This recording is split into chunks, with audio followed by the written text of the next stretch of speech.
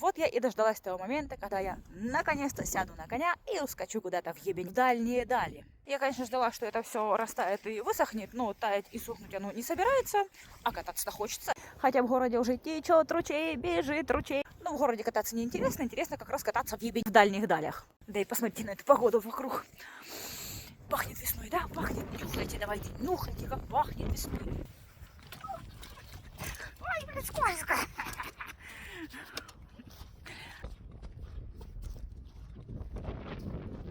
Колеса-то у меня без защиты. Скользко, однако, понимаете ли.